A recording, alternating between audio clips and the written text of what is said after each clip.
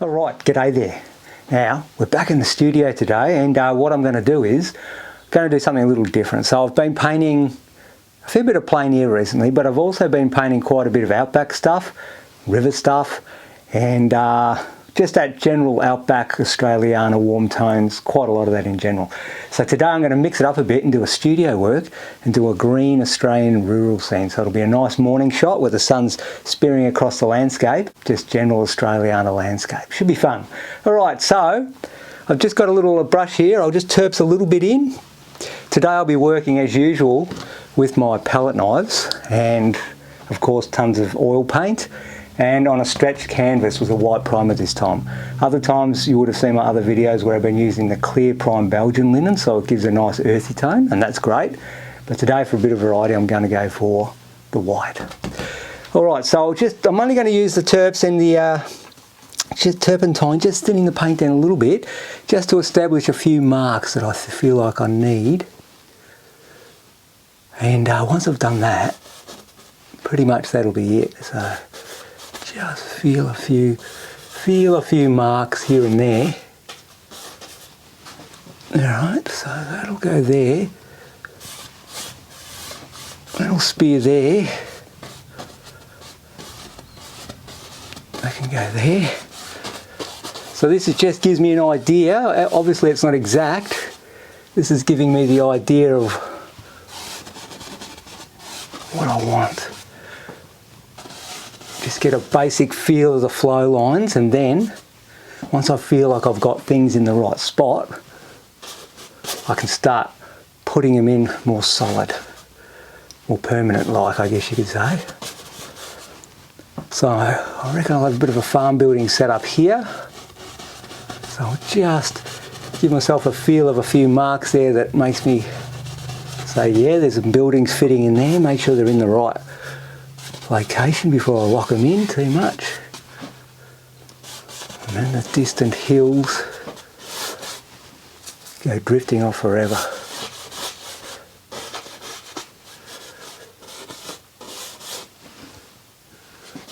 think I might put a little rise there like so.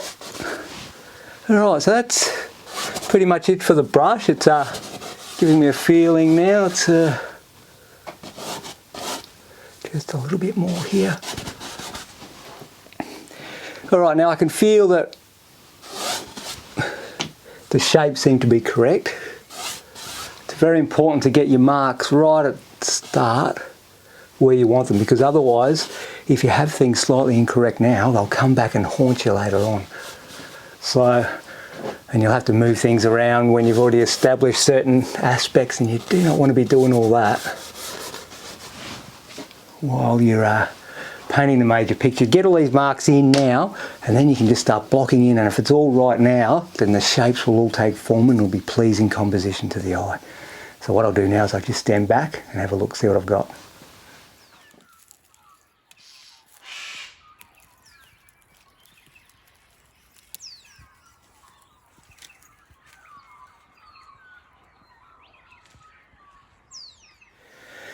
Alright, well that seems to have the correct sort of shape and compositional form to get me started. Now just before we do get started, let's just run quickly through the colours. We've got Viridian Green, Magenta, I've got a Cobalt Blue, but I have got a Phthalo Blue there, I may use a little bit of it. Burnt Sienna, Alizarin Crimson, Yellow Ochre, Titanium White and Cad Orange. Now that should be enough. If I need anything else I may get it out later, but I reckon that'll do it. Alright, now palette knives. Start off with the darkest dark, so I'm going to go for the red, the Alizarin Crimson, and a little bit of Viridian Green, which is the opposite on the colour wheel. When that mixes with the red, it goes super dark, and that's what you want to establish the major darks. And so what we're doing here is put the darks in now, and then just establish a few here and there. Then what happens is I can paint light over the top of dark. With oil paint, it's easier to put lighter colours and tonal values over the darks. You can put darks on later, and it does work, but it's just easier to work dark. It's easy to work light over the dark. So it's good to start with putting these darks in. All right.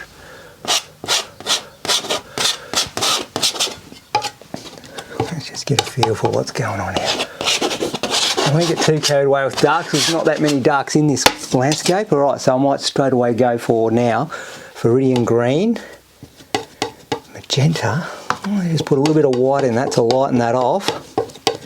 Trying to get a nice dusty mauve with a twang of green about it. Let's see what we've got here. A little bit more green in that. I'm after cool tones. Could even go a little bit of yellow ochre. So you've got the Viridian Green and the yellow ochre with that little bit of magenta, just to send it off into a mauve like I was saying.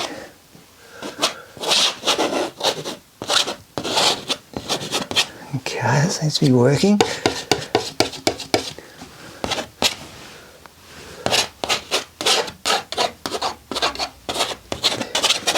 Just feeling my way around, feeling my way around. A little bit more magenta, green. Yep. Okay, now just lighten a bit. I might go a little bit of cobalt blue as things start to recede, so I'm painting the darks, but it's starting with the foreground darks and working my way off into the distance. So I'm going to add a little bit of cobalt blue with those Viridian Greens and Magentas. See what stage we're up to here. A little bit more green. That should be right. Yeah, a little bit more green. That seems to be a nice tonal value there. Let's work a few of these in. Just lightening off a little bit there because that's further away. So now we'll go even lighter because that seems to be working. So a little bit more cobalt blue with that and a little bit less of the Viridian Greens and whatever else. So that's a lighter tonal value again and slightly cooler.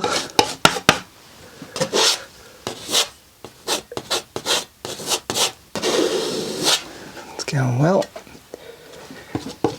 Titanium white, cobalt blue, Viridian Green, a bit of magenta. Very nice light tonal value. A little bit more yellow ochre in some of it.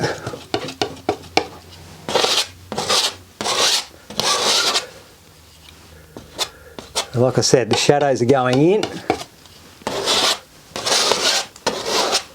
Shadows are going in. A little bit more yellow ochre.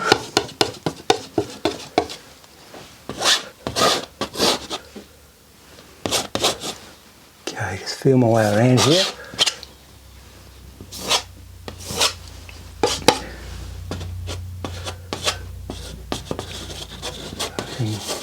I can go there.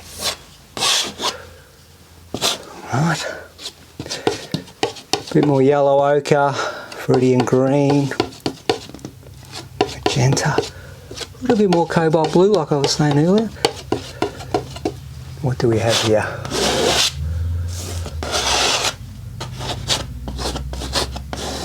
Yeah, that's nice. Beautiful green. Plough that on.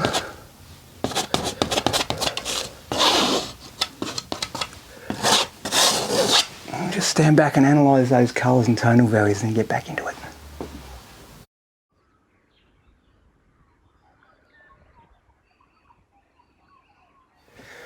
Oh yeah, it's working alright, okay. Yellow ochre, Viridian Green, a bit of titanium white, a little bit of blue,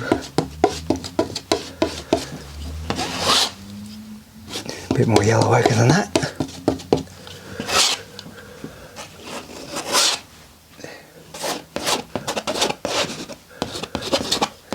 There and there.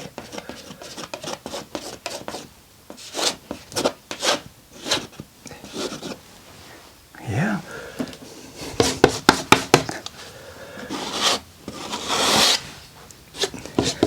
going through that yellow ochre. We're going to have to put a little bit more on in a minute. The palette knife is great for applying plenty of paint. All in one go.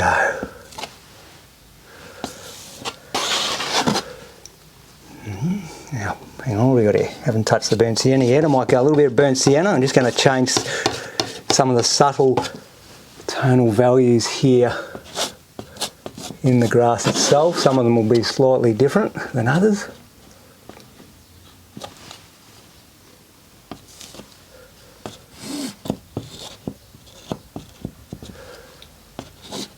Yeah, like that. Like that, yeah.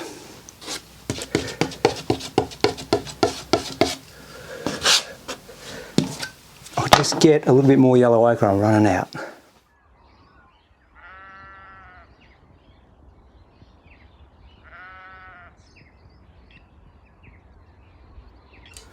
Alright, got the cartridge here. Yellow ochre in the cartridge.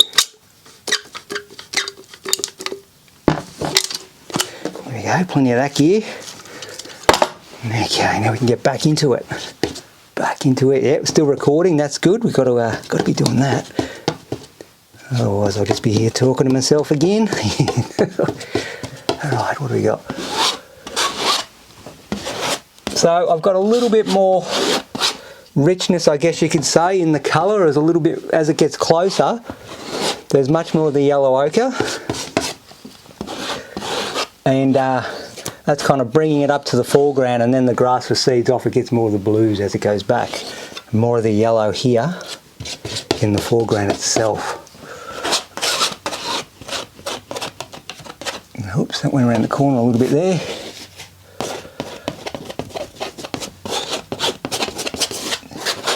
Okay, Viridian green, white,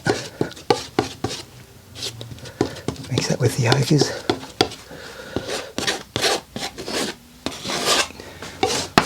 Just trying to put a lot of variety in here too. Some bits will be more yellow ochre, some bits will be more green, giving it some interesting variety.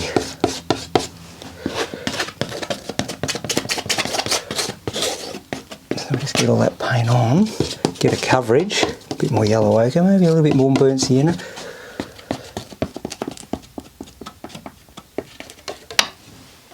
Just get that coverage like I'm saying, up to the edge,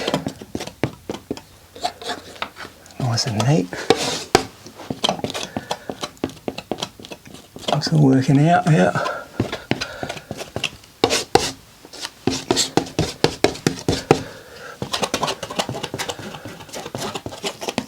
Good variety, like I said, good variety. So there we go, that's all going in nicely.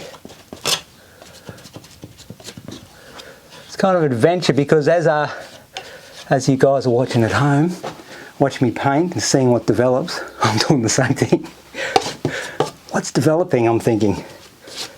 Constantly. Obviously it's hopefully somewhere along the lines of what I'm planning. But also the paint likes to have a bit of an adventure of its own, doesn't it? So there's always that part. Sometimes you get those happy accidents. Every now and then you need to stand back and have a look at what you're doing, and every now and then there might be something that you go, wow, that's good, I'll just leave that. So yeah, so it's a journey, it's an adventure. Stick some lighter tones in here.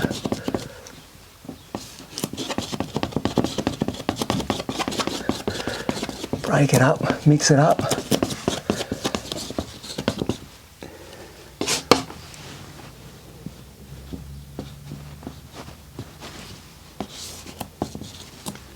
Yep.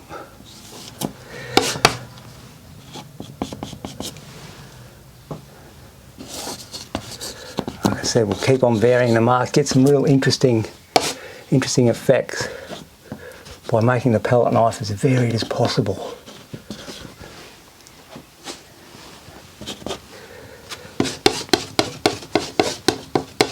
A little bit more blue in the distance here. What do we got? I'm really going to lighten this area off here because there's a bit of a morning mist, so I've added a little bit more white into the mix. give me that feeling of the misty, frosty, particularly in the valleys here, like down here in the valley. It's quite cool and frosty. So we're getting all those frosty colours and tones in now, and then we'll start working with the pure sunlight colours soon, but let's just get all these undertones in.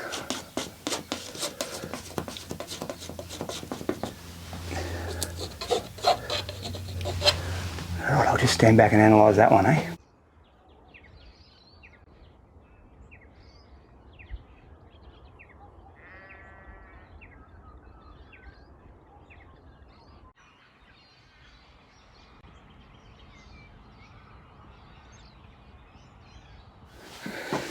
Alright, well that seems to be going alright, so let's keep going. Cobalt blue, white, a little bit of magenta thrown in. Trying to get a very light tonal value here, so what have we got? Just want to set up what the distance is going to be. So I'm using the cobalt blue and a bit of magenta. That'll be the distant hills.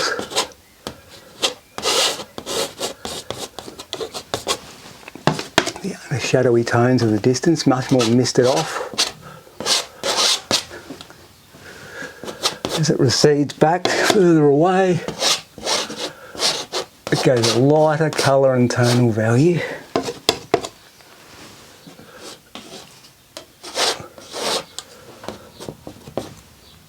we go.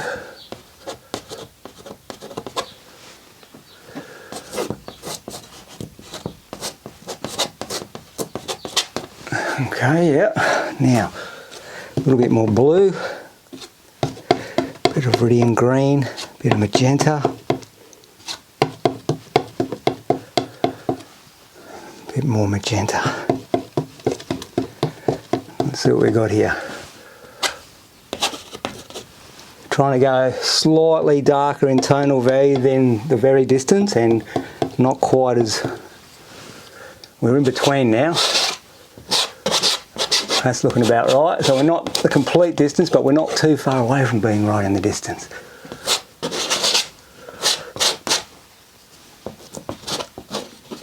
Just a little bit darker.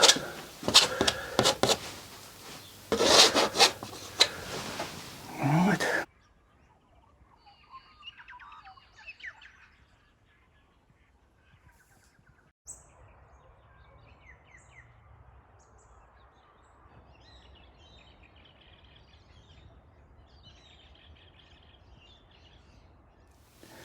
Alright, that's working out. Now I might just get into the sky, get that covered, because I'm working with the biggest differences between what I started off with, which was a white canvas, filling in as quickly as I can so I cover most of that canvas. So the next biggest thing that I feel like needs to be done is getting some of that sky in. So what are we going to do here? Get some white,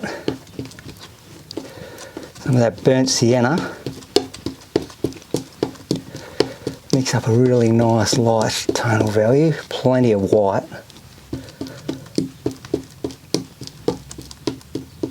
Let me just have a look.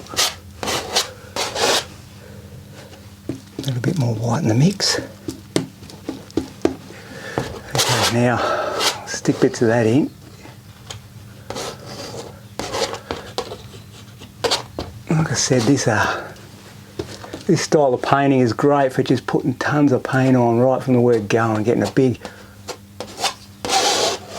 patch of paint to work with, to splash around with. So there's something to be said about that.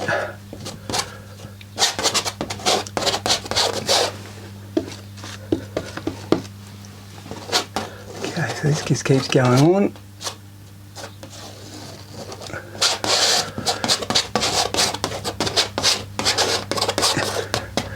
Alright, now I've done that, hang on, I'll just get a bit of paper towel. Just going to move, what do we got here? Move some of these things out of the way for now. I'll just put that on the edge, I may use it later, but for now, I'll just keep it out of the way. Oop, no paint dropped off the edge there, did it? Who knows, maybe. Alright, a little bit of yellow ochre and white. A bit more yellow ochre.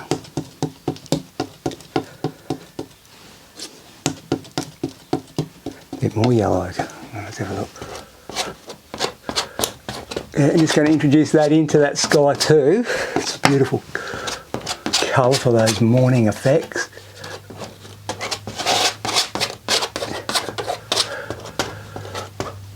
Alright, so that's kind of breaking colour everywhere. Alright, now what I might introduce is a little bit of cobalt blue with that. Plenty more white. A little bit more yellow ochre. Mixing up a nice mysterious type of a bluey green sky that you get in those this time of day. Let's have a look. It's close on what we want. Bits here, bits there. I'm just trying to make sure I don't wear it on the front of my shirt. Here we go.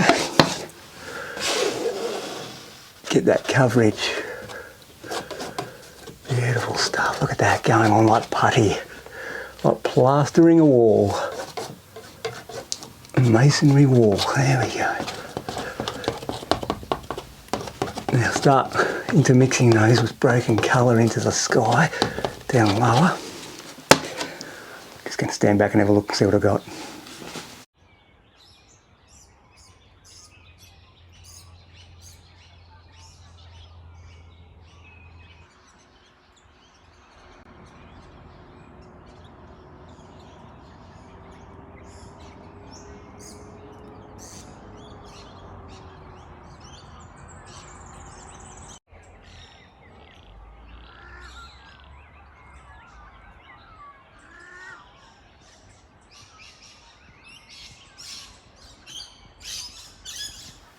Yeah, alright, that's going okay. Before I go any further, I might just start working with a few other things now.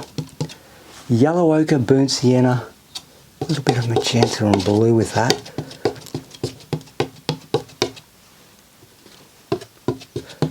Trying to mix up a nice tree foliage colour, but a distant one. So you've got the foreground, I've got the dark tones, but I'm going to end up putting some light tones where the light's hitting the foreground foliage, but at the moment I'm going to work with the distant foliage where the light's hitting it. So I've just got to work out the right colour and tone for that. I may do a bit of a magenta and white mix here. Half mix it with that stuff.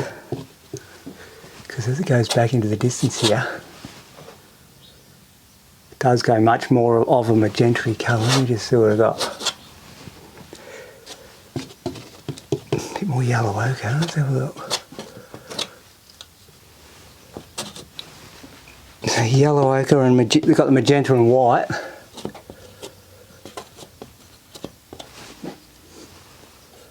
Pulling bits, letting the shadow show through.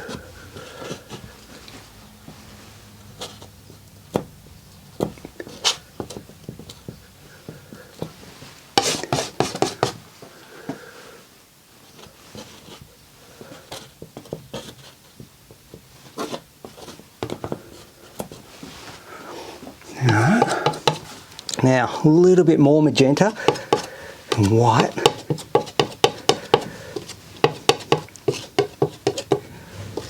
White and magenta.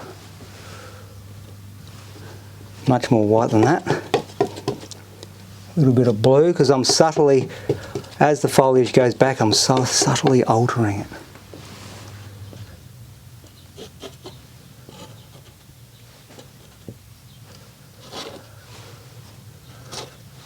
Whoop.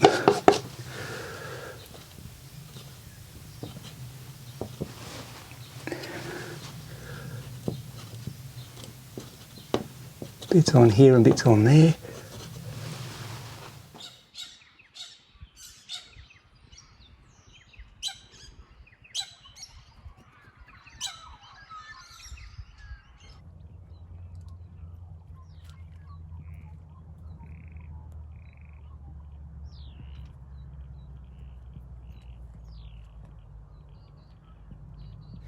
Alright, that seems to be working. Now I'll just introduce a little bit more into the foreground, so I'll go a little bit more yellow ochre as we get closer.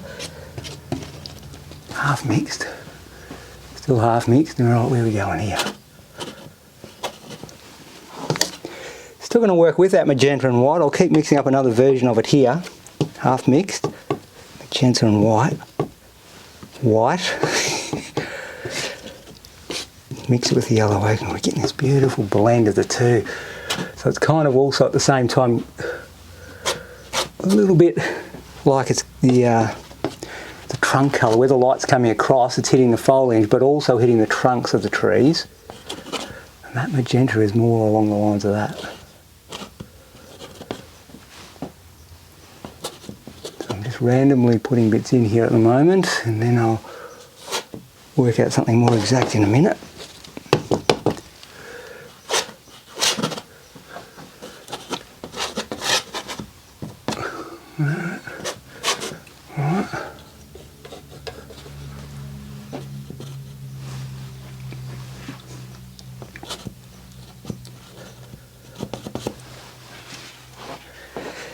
Alrighty then. Going through the yellow ochre, I'm going to have to get some more. This is outrageous.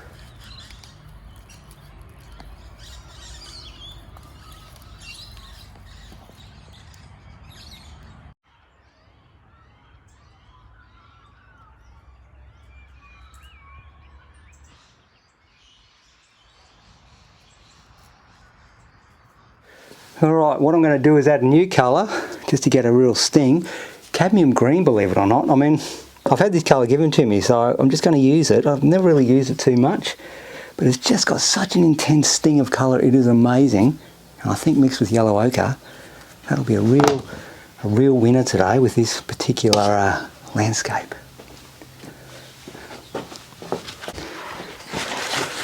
Alright, so let's see what we got. We'll go some yellow ochre. Now I'm just going to put a twang of that green in. My goodness, that is strong. That is strong stuff. Tell you what though, it could be right on the money. Right on the money. Cad green, let's have a look.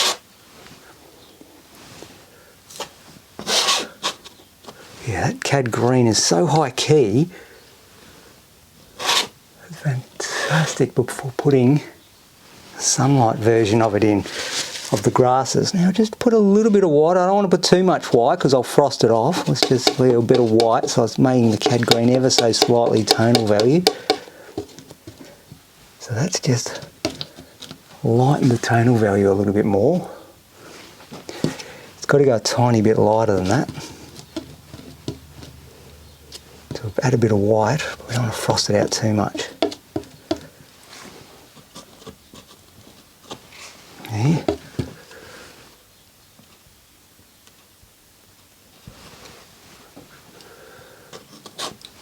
Nice. Your bits and pieces. Now I'll go for more of this yellow ochre and viridian green, cad green again, over here.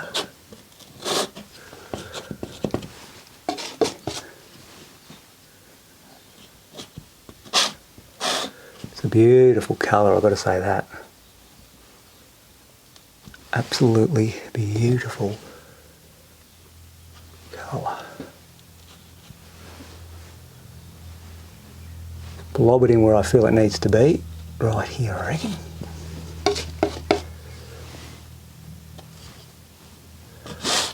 Pull that across. Great stuff. We're going through that yellow ochre. It seems to be the dominant colour today. This landscape's got a lot of yellow ochre in it.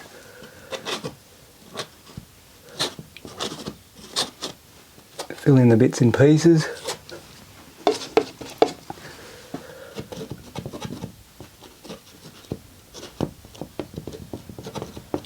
Yeah.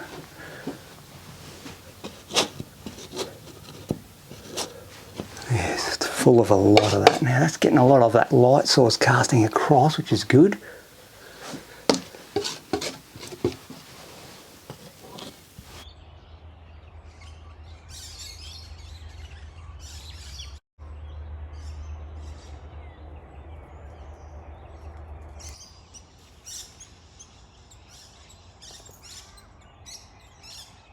Yeah, alright, okay. more yellow ochre. I'm going to just change tack a little bit. Yellow ochre and burnt sienna. Tiny bit of that green. Let's have a look. I'm going to paint a bit of that foliage in the sunlight.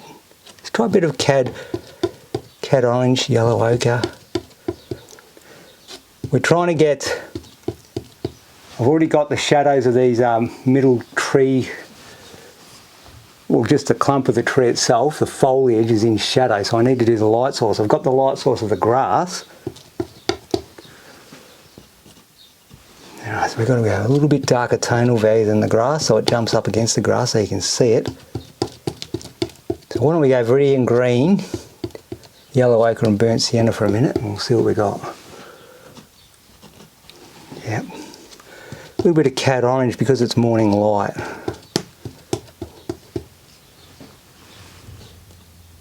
Just lightly touch it on.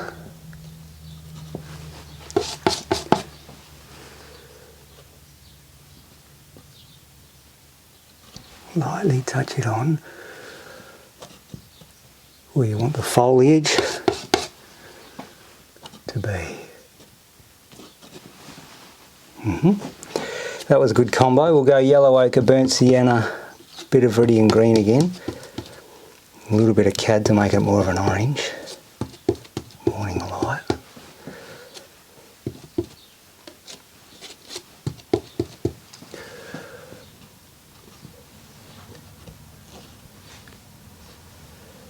Bits lit up here and bits lit up there.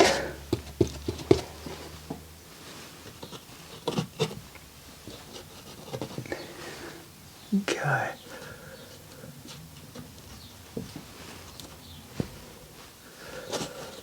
Just work with me. I'm just kind of blending them all together, getting them blended with the distance, so you've got that neat integration as it goes from foreground to distance.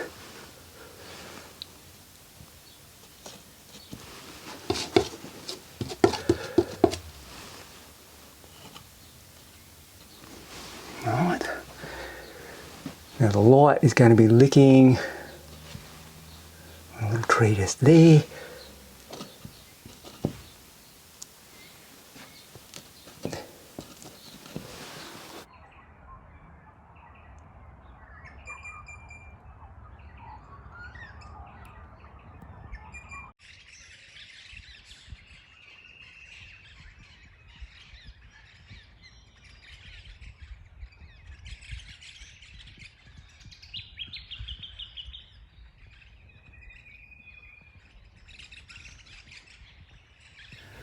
Okay, things are sort of winding their way in a little, so what we'll do is let's just work out here.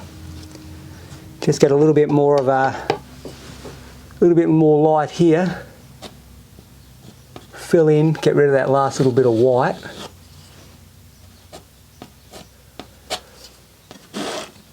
Pull through. Gonna need a bit of a paper towel for this trick. Okay. What do we got here? Let's have a look. I can go there, there. You know what? You know what? Go into a smaller knife. Slightly smaller, alright. Just need to get into a few gaps here where that other knife was ever so slightly too dominating, believe it or not, as much as I love those big knives.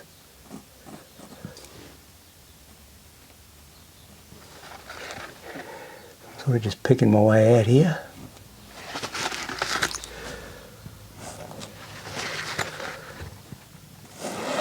Softening that tone by pulling through it. Alright, what are we going to mix up here? Let's mix up some dusty magentas and blues, just mix up a bit of a shadow colour.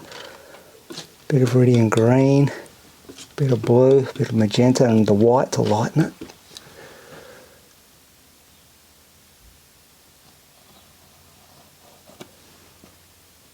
Place that in.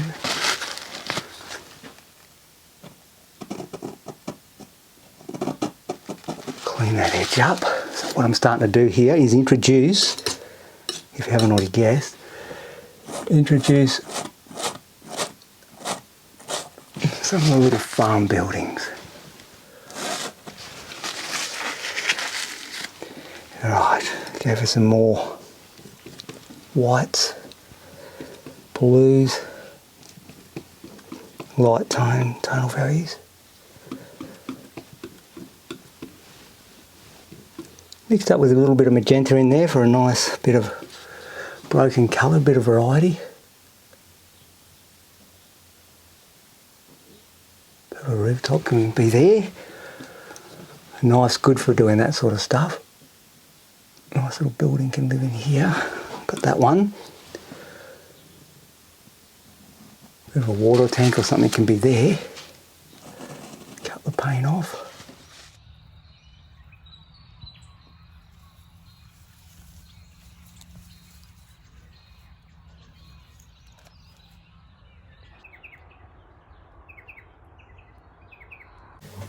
Get some cad yellow as well as cad orange, because I want to mix up a type of morning blend where the sun's making some really light tonal values. So I've got white, cad orange and cad yellow.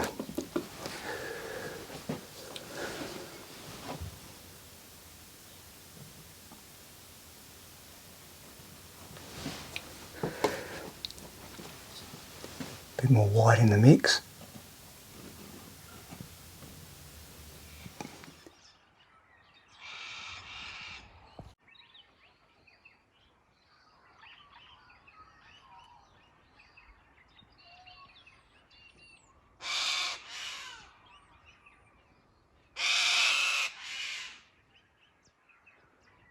Alright, let's keep working around and get some of those distant grasses. Where is this landscape going? Here we go. Pull that across that way. A little bit of light in there. Clean up, take some paint off back to the blue. Create a bit of a shadow there from this intermediate hill here. A little bit more paint off, get those clean shadows appearing. So,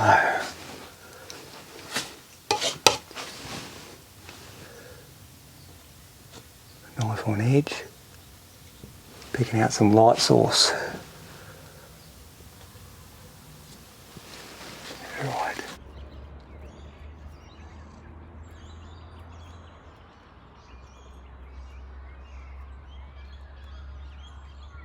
Constantly working around now. I just want to bring out some of these shadows in here, so I might actually, with a clean knife, take some of that paint off. And what that's doing is it's bringing it back to that shadow tone that I've already put in there. So let's just have a look, pull through like so.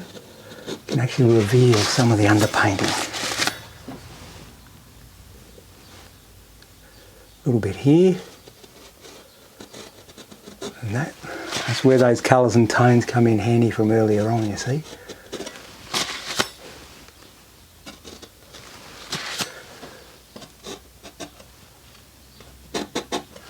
Just take that paint off rather than adding.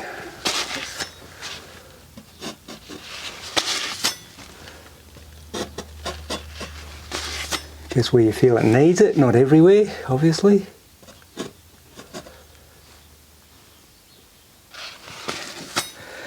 And maybe in some areas like here where it never really had any, I'll just add a little bit of dark. And that's where you can put your darks. You can add darks on top of light, particularly with a palette knife, because it lays it on beautifully.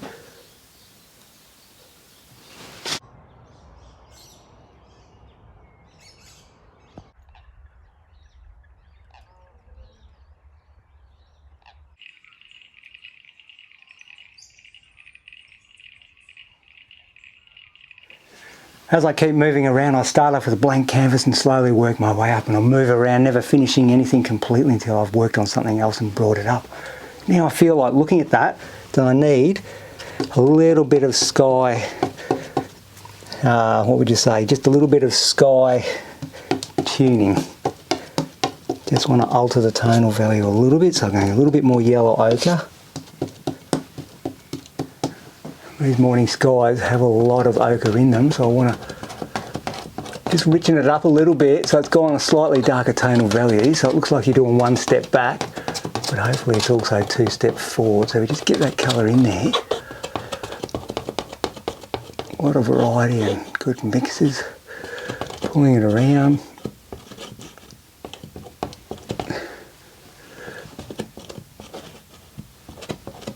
Oh, that paint, got paint on myself. Oh well, bound to happen. Bound to happen. Right, so get that into mixing and stretch out.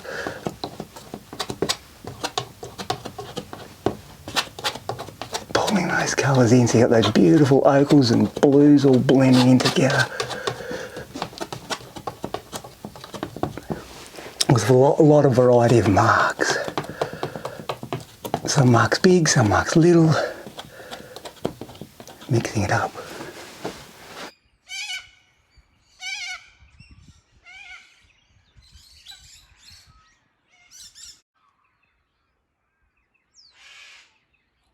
Alright, let's just keep working around. Viridian green. We've got a blue involved in that, a real high key colour.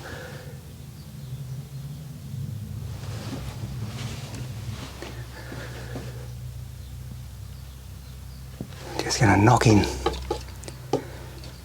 in some subtle shadows running up.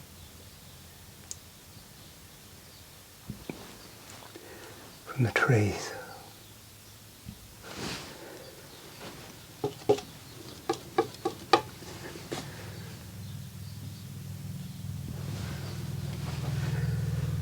And likewise out here, we'll just go a little bit more blue than that, so I've got a few of the blues thrown in with the pale greens.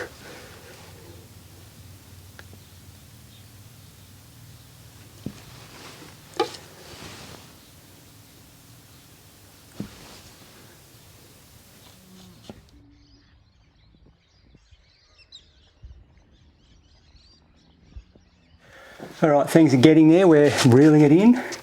We're going for the big impression so far. Now I'll start putting a few of the finer details. So, with a little palette knife, just going to knock in a few of the trunks and whatnot. So I get some cad colours, cad oranges and yellows, and half mix them with white. And then start applying some paint here and there. The knife on edge. Going for little details, just suggesting details here and there.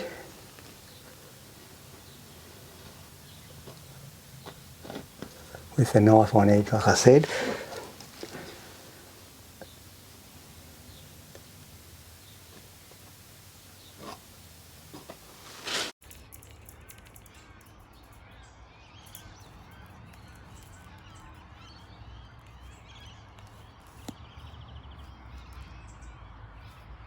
Let's get some of these cad yellows and oranges. Just pick out some beautiful marks. Really contrasting. Contrasting marks to the shadow. So you've got all the cool greens, You've got all the cool greens, blues and magentas. And now you dance around a bit of pure yellows and oranges and reds and really get something happening then, because it'll really pop. Against the cooler tones.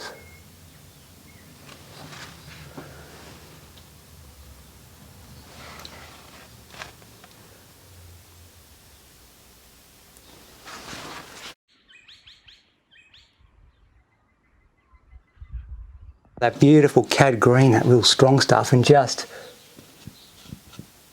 introduce a little bit more in here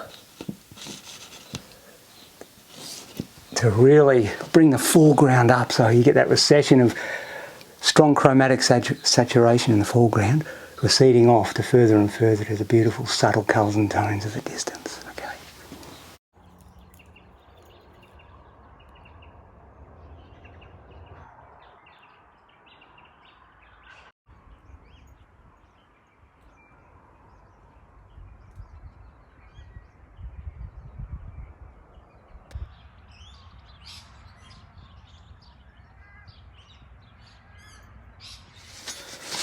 Gonna work around a little bit, like I said, and clean this edge here a little bit. It's casting a bit too much of a shadow with the thick paint. Just pull that up. Pull that one down. A little bit of a refinement here and there.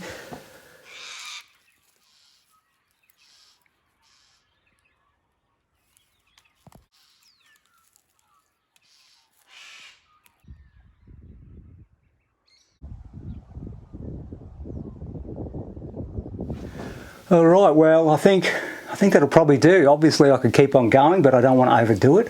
The painting is a real celebration of application and colour, and from a distance, it's looking real, and the concept of the painting was about near to far and rural scenes. So I feel like I've captured all that, but at the same time, if I keep finishing it now and make it more photographic, a lot of these application and technique will be lost. And one of the strong components about this particular piece, and a lot of the work I do, is it's all about paint up close. And so when you get up close, it's about the way the paint's been applied and just the colours themselves and all the variety of marks.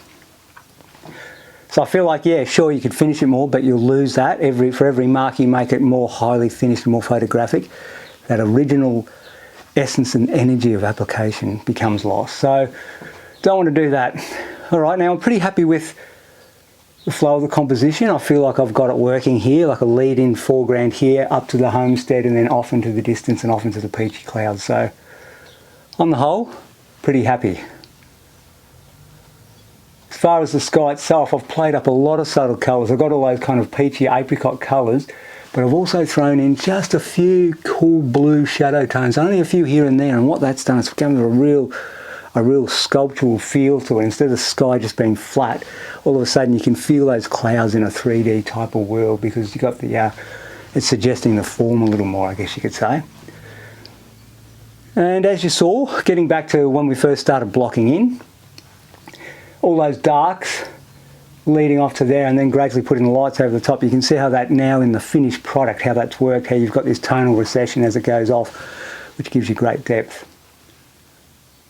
Seems to be working on the whole. Oh, and that cad green, just one more thing. That extra green that I threw in, cadmium green, I had it given to me and I thought, well, I'll give it a go. And I'm really happy I did, because in this particular instance, instead of being about the outback, it's about, you know, country Australia, winter green sort of landscape. And so it allowed me to get a more intense green than I could normally get, and that's fantastic, because what it's done is it's really putting it here in the foreground mainly. It's pulled that foreground right up, which has really dropped the distance and given that extra separation between foreground and distance, I feel. So nice colour. I think it's worked quite well. I've just introduced it mainly here, but then I've sort of secondary introduced it off as it recedes a little bit, but not too far.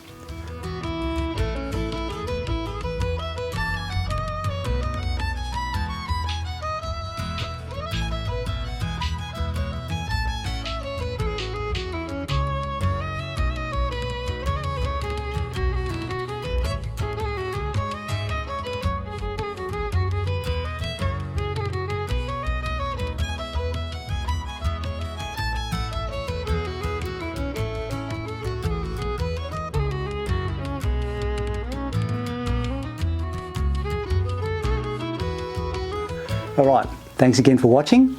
Till next time, I'll see you later.